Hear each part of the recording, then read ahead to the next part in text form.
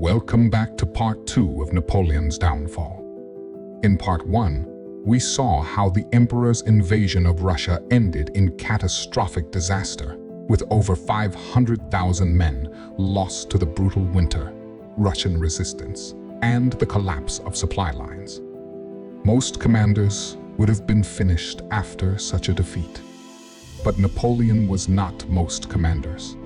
Today, we'll witness his remarkable attempt to rebuild his shattered empire and the final collapse that would change European history forever. Let's dive right in.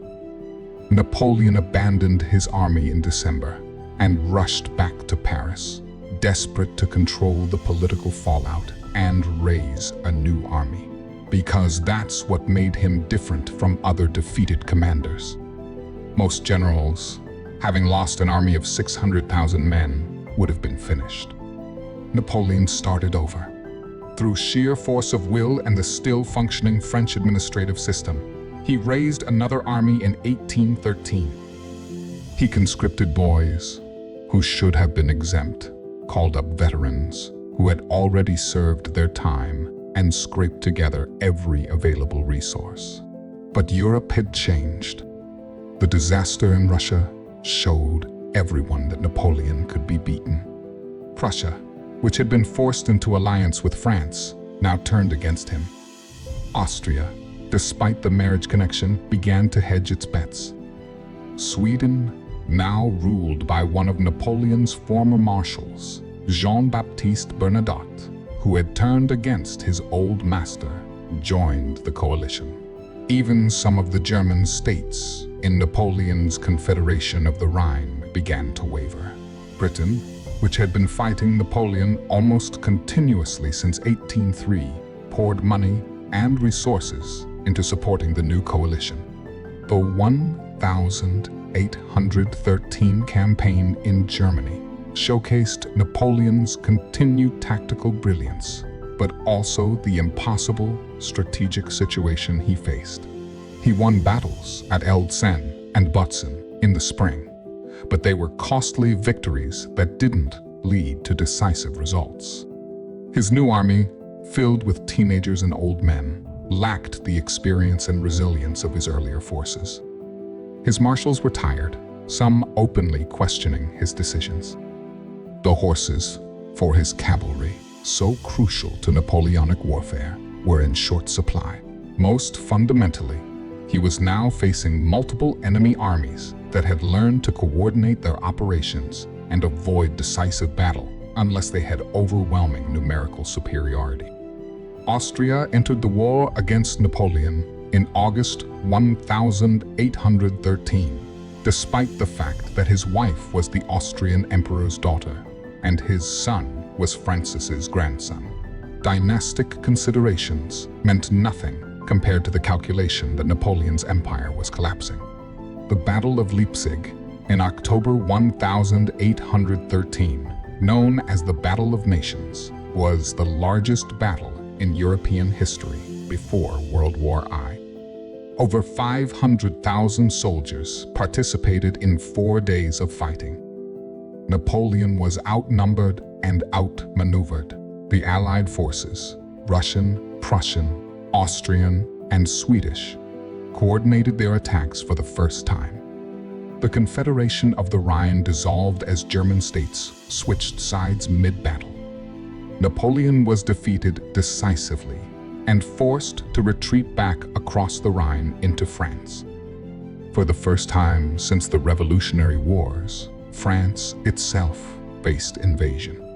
The Allies offered Napoleon peace terms. France could keep its natural frontiers, the Rhine, the Alps, and the Pyrenees, which would still make it the most powerful single state in Europe. Napoleon refused. He simply couldn't accept that his empire was finished. He couldn't accept being reduced to merely the ruler of France. The 1814 campaign in France is often considered Napoleon's finest hour as a military commander. With an army of less than 70,000 men, facing Allied forces numbering in the hundreds of thousands, he fought a brilliant defensive campaign winning small battles through rapid maneuver and concentration of force against isolated enemy columns. At Champaubert, Montmirail, H2 Thierry, and Vauchamps, he demonstrated that his genius remained intact. But it didn't matter. For every enemy column he defeated, two more advanced. His marshals were abandoning him. His political support was crumbling. Paris, the heart of his empire, was threatened. Napoleon's subordinates, and even his own family, began negotiating with the Allies behind his back. They could see what he refused to acknowledge: the war was lost. On March 31, 1814, Allied forces entered Paris. Napoleon's marshals, led by Michael Ney, perhaps his bravest and most loyal battlefield commander, confronted him at Fontainebleau and demanded his abdication. Napoleon initially resisted, speaking of marching on Paris and dying in battle. But when it became clear that the army would not follow him, he broke. On April 6, 1814, Napoleon abdicated unconditionally. The Allies, in a gesture of magnanimity that they would later regret, allowed him to retain the title of emperor and gave him sovereignty over the tiny Mediterranean island of Elba. He was permitted to take a small guard force and granted a pension from the French government. Marie-Louise and his son were sent to Austria and kept away from him. The Bourbon monarchy, in the person of Louis XVI, brother of the executed Louis XVI, was restored to the French throne. The downfall was complete. In just 5 years, Napoleon had gone from master of Europe to ruler of an island of 12,000 inhabitants. The empire that had seemed so permanent, so powerful, had dissolved like morning mist. The ideals of the French Revolution that Napoleon had simultaneously championed and betrayed were repudiated across the continent as the old monarchies restored their power. What had gone wrong? How had the greatest military genius of his age, perhaps of any age, fallen so far so fast? The answer lies in a combination of strategic miscalculation, imperial overreach, and Napoleon's own psychological makeup. The decision to invade Russia was the obvious turning point, a campaign that destroyed the military instrument that sustained his power. But the seeds of destruction were planted earlier, in Spain, where he learned that military brilliance couldn't overcome popular resistance, and in the continental system, where his attempt to economically subjugate Europe only created resentment and resistance. Napoleon's genius was undeniable. His military innovations, his administrative reforms, and his political vision shaped the 19th century and beyond. The Napoleonic Code still forms the basis of law in dozens of countries. His emphasis on careers open to talent rather than birth helped break down feudal structures. His campaigns are still studied in military academies worldwide. But genius without wisdom is dangerous. Napoleon couldn't distinguish between what was possible and what was prudent. He couldn't accept limitations. He couldn't stop. There's a psychological dimension to Napoleon's fall that's worth considering. He had risen from relatively modest origins on Corsica to become Emperor of France through sheer ability, ambition, and willpower. Every obstacle in his path had been overcome through determination and brilliance. Why should Russia be any different? Why should he accept a negotiated peace when he had won so many victories? His entire self-conception was built on being the man who achieved the impossible. To accept limits was to deny his fundamental identity. The Allies who defeated Napoleon understood something crucial. They didn't have to match his genius. They just had to avoid his strengths and exploit his weaknesses. They learned to refuse decisive battle when he was strong, to coordinate their operations, to prevent him from defeating them in detail, and to mobilize the economic and manpower resources of their empires more effectively than he could mobilize his.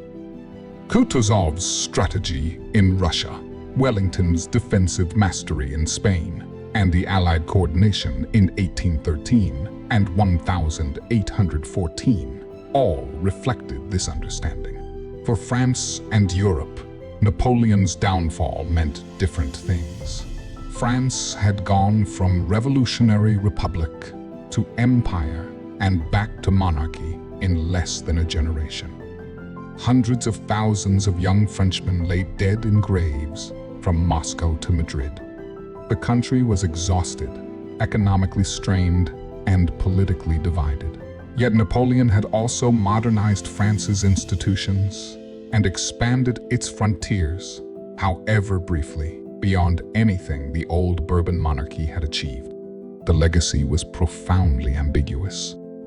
For Europe, the Napoleonic era left a transformed continent.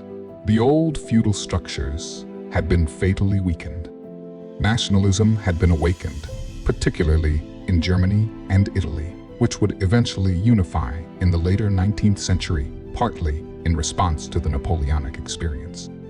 The idea of popular sovereignty, that governments derived legitimacy from their people rather than divine right, had been spread at gunpoint across the continent and couldn't be entirely suppressed.